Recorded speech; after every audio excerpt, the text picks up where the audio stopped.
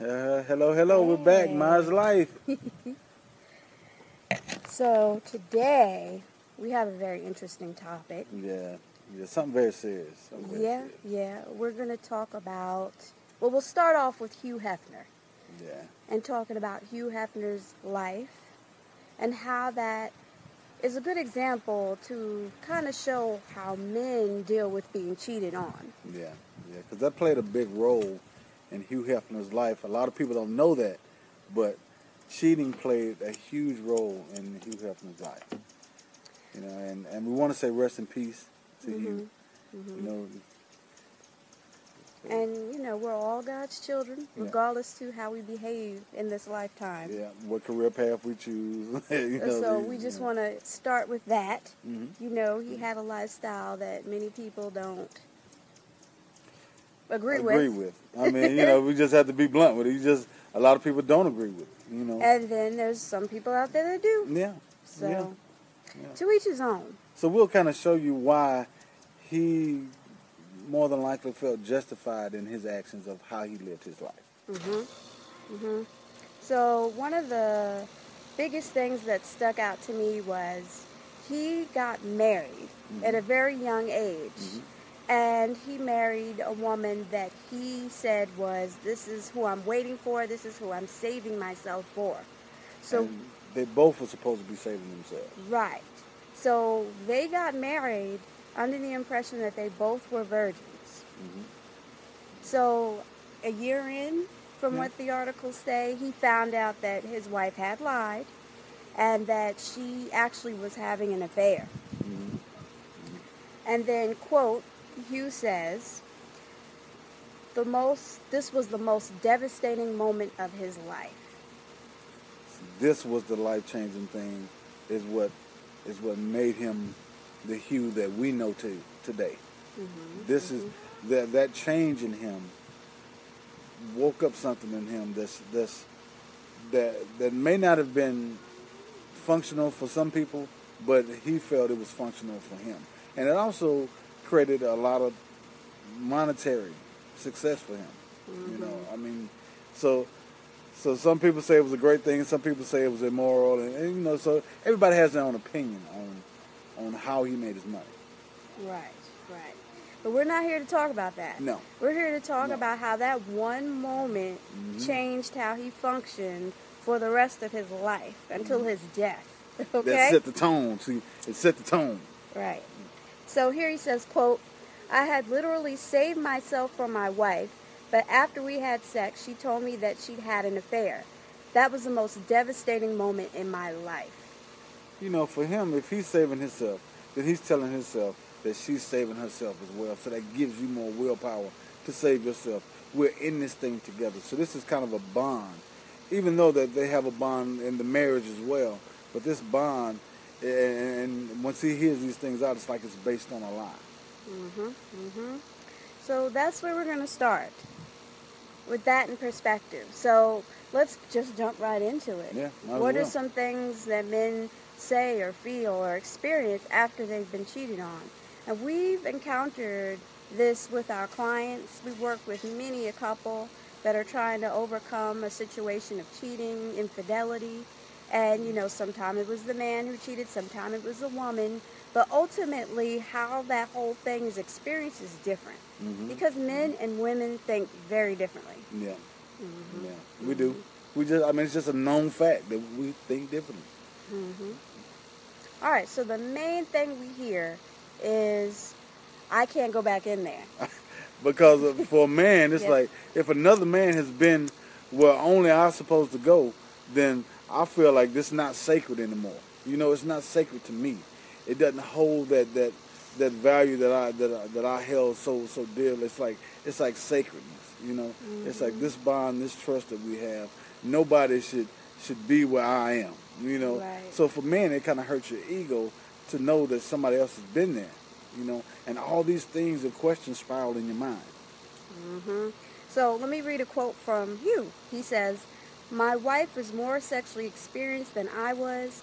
After that, I always felt innocence that the other guy was in bed with us too. So that kept playing in his mind over and over and over. So it yes, it caused him to not to be able to perform to his full potential because he didn't believe in himself fully. You know, he didn't believe that he was the best because he had competition in that area. So he didn't know what their sex life was or how she had sex with him or the actual details. But his mind made him feel that it was so much better to where it just aggravated him. So it's like a cancer that continues to eat away at your happiness. And those thoughts will cycle and cycle and cycle and cycle. Mm-hmm.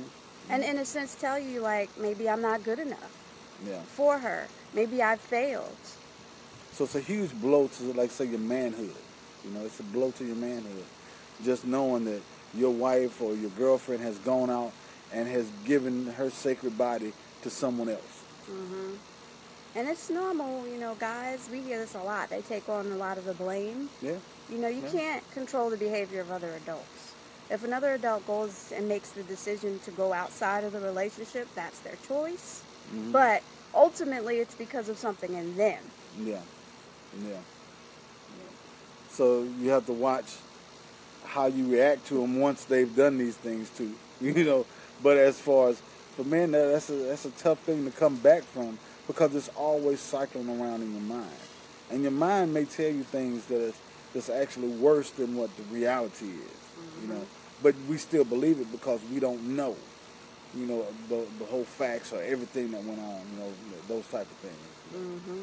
So 1, I can't go back in there. Mm-hmm. 2, I failed. Maybe I'm to blame. 3, you know, I want to kill them. Yeah. That's the next phase, you know? Yeah. Because men, we're like, okay, we normally go after the man.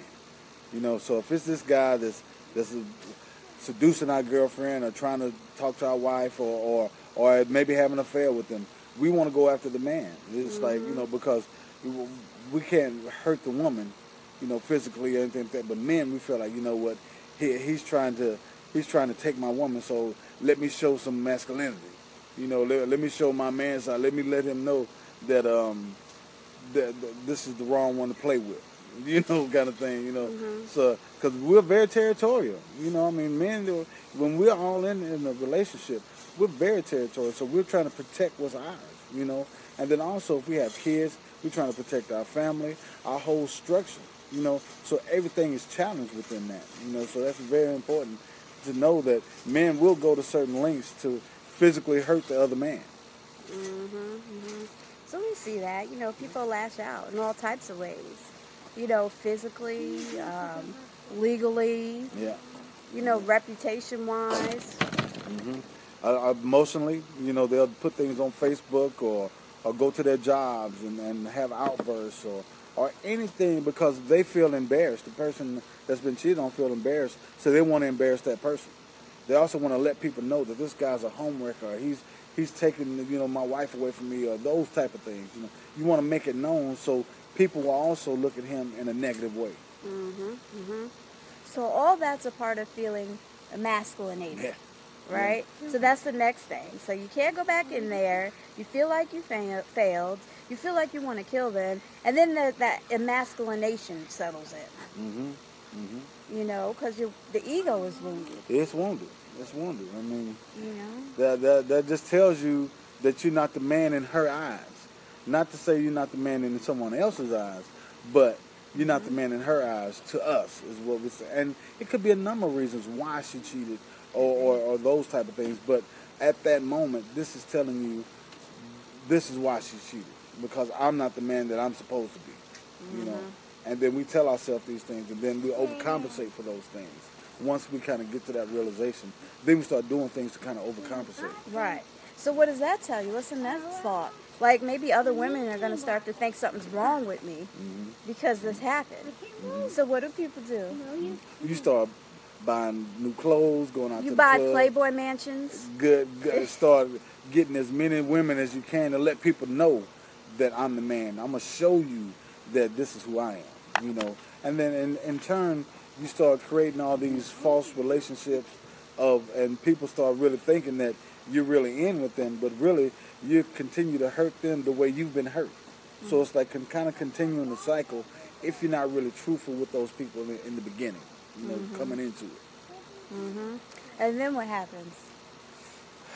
I'll never trust another woman again. Never. That's it. Because so then you're in this cycle now. Yeah. So now it's like I don't want to trust, because then I don't want to give my heart or put my heart in this thing, so I won't be hurt. You know, so it's like it's easier this way. That way I won't be hurt. I'll let them know up front. Basically, this is what it is. So I don't have to hold any blame, anything, if her feelings get involved. You know, because I told you up front, this is what it is. You know, so you should be happy to get what I'm giving you, basically. Right. So now that you're in this cycle of saying, okay, you know, I don't feel like a man, I'm going to go do these things to feel more like a man. And guess what? You know, I'm not ever going to let a woman that close to me ever again. And a lot of men function this way. Like, a lot of men, once you've been hurt, whether it's been in childhood, through a childhood relationship or marriage or a long-term relationship, you know, these things, we'll hold this thing until the end, you know. And that's the thing. Sometimes we create these situations or tell ourselves things that are kind of dysfunctional for our lives, but we live them anyway. And then we look back and we have all these hurt people that we've heard, or broken promises and all these things that we could have avoided if we would have faced our problems. And that's revenge. That's the next thing. Like, okay, you can't take revenge out on the guy. Okay, you can't take revenge out anymore on this woman. Now you're going to take revenge out on all women. Every woman I come in contact with, and she has to be a certain type of woman. She has to be a woman that's similar or the same style as the woman that hurt you. So you're going to look for those same type characteristics. Those are tight. To pull those in, and then treat them the way you was treated. So that feeds your ego, that builds you back up to let you know that, okay, I got one up on this type of female. Yep, the Hollies, the Kendras, the Sharon Tweeds. Yeah. They all kind of look the same, don't they? Yeah. Yeah. All right, so once you're kind of in this revenge seeking, so what do you do to justify, to make yourself feel better about treating people this way? You dehumanize it. You call them hoes and things like that. So that way, if you call somebody a hoe, then you expect them to be a hoe. So if you're hoeing around and then you're hoeing around with hoes, then that's what you expect anyway. So it's no feelings in that. Now, of course, the person that you're having sex with don't look at themselves as a hoe, but you may look at them like that and treat them accordingly. But now you're breaking them down, and then that same cycle, that same system is going. And it just all depends on how they view the situation. You could turn them into a person that's like you, and then that goes on and creates more dysfunction. And of course, nobody's completely functional. So we can't really, nobody's completely on top of everything. You're going to have ups and downs, but that's the biggest thing about life. You have ups and downs. You learn from your losses. You learn from your losses. So if you understand this is why I'm doing these things, then you could do things to start correcting it. Because people say, well, people don't change, or a cheater never changes, and those type of things.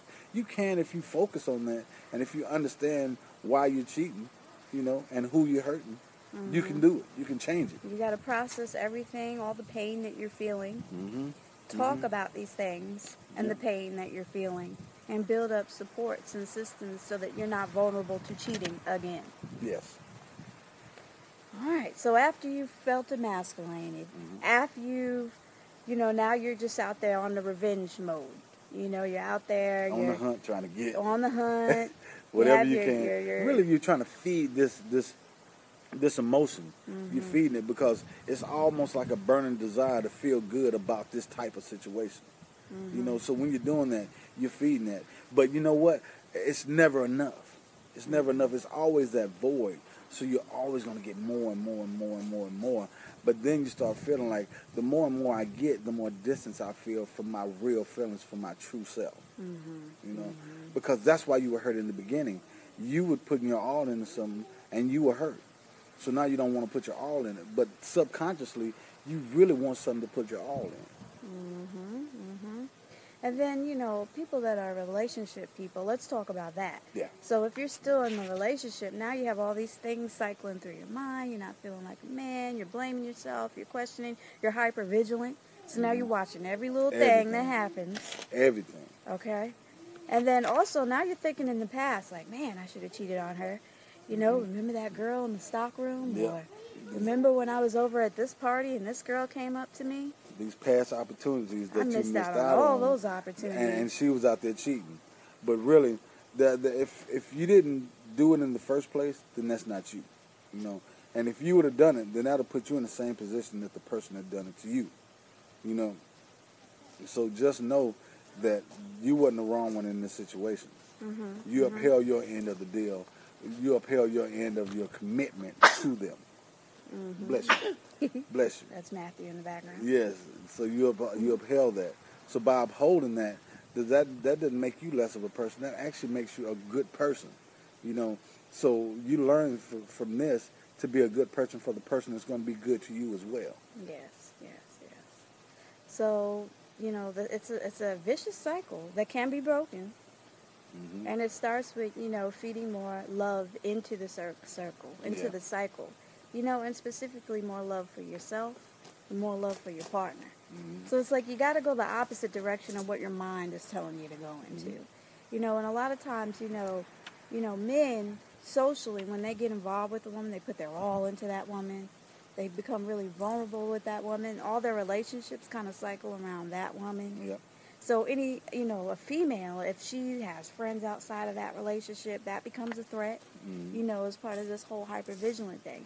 But to overcome a cheating situation like this, you need support. Yeah. You need to talk to somebody. Yeah. It's very important. And see, on Hugh's side, he got a lot of support because he had a lot of money.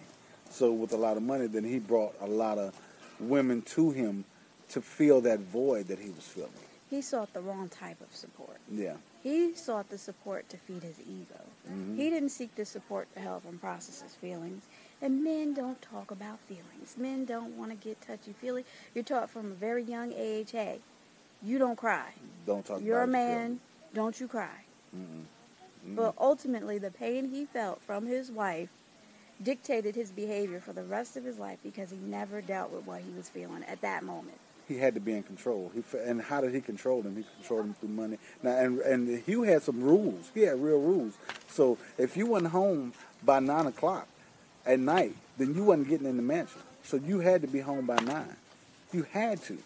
You had to. So these things, this structure, that don't think that he didn't have structure and they were just out there. No, he had structure. So that way he was always in control. Always. Always. So to make sure that he stayed in control, he controlled them through money, through material things, all of these things to give them a sense of, okay, if you want something out of this, then I'm going to be in control. And that's basically what it was, that structure of control. Now, in real life, because a lot of men don't live the Hugh Hefner life, so in real life, a lot of men try to control things through money, if she's solely dependent on your money, and then also attitude, how she dress, or emotionally, or how you feel, or maybe putting up cameras to spy on. You know, all these things that kind of The kids. Yes, they kind of feed into that control aspect of it. You know, because you're trying to hold on to what you've got, to what you've started, to what you've put your all into. You know, and sometimes it helps, sometimes it hurts. You know, I mean, it just all depends on how you approach it. So we touched a lot today. Yeah. But typically, these are the things that cycle through the man's mind after being cheated on. And we just want to encourage anyone that's kind of dealing with this situation in their relationship. You know, either they just got out of this relationship or they're still in the relationship. There's some work you need to do. Yeah. You have to work on it. Yeah. And you know, invest in yourself. When I say invest in yourself, take time in yourself to really understand what the real problem is. Because the more women you have and the more things that you go out and do, the bigger the void is going to be if you're not really happy, if you're not truly happy. So if you're creating a void, then eventually you're going to end up sitting somewhere by yourself and thinking about why I'm not where I should be in relationships. And you'll free yourself so much more if you can process these feelings and really build a true trust and bond with somebody. Somebody you can really, really trust. Because Hugh didn't have anyone he could trust. He went through his whole life creating this controlled world with no real connection and intimacy. Mm-hmm. And I think really the only connection with the woman that he had was really his daughter, the one that's actually running the company. She's, his daughter is running the company now. So within that, I think that was the closest bond that he had to a female relationship that he really, more than likely, didn't completely control. He probably gave her more than what he controlled with their relationship. So that was the one that he put his trust in because he left his company to. Mm-hmm. So rest in peace, Hugh. Yes, rest in peace. And as I said, we're all God's children, regardless to what we do in this lifetime. Yeah. And for all the men that's out there hurting from this very thing, that you can turn this thing around. Mm-hmm. As far as if you find the right woman that you do want to be with, and then all the things in the past that you've done, once we're all in, because a lot of men do this, once we're all in, then we feel like karma's going to come back and get us from all the bad things that we did to other women. So let me just leave you with this. If you've been cheated on, you can save your relationship, or you can free yourself from that bad situation. Yeah. So if you've moved on, if you broke up with this person, you could still free yourself from this relationship. Mm-hmm. You can still save yourself. Save yourself for a place where you can be in a long-term, lasting situation. Yeah. So, all right. Well, we're going to sign off. Yes. So, for all of y'all, we love y'all. Mm-hmm. We want you to have great and blessed relationships and continue to love. But for now, mine's life. Yeah. We want to thank the Myers for all of their support. We were on the brink of a divorce. We just could not communicate. We would have the same argument over and over again. But after a great deal of reflection, we actually enjoy being around each other again. You taught us skills that have helped us manage conflict. Yeah, we had a great spiritual conversation with a couple that had vested interest in helping us find our peace.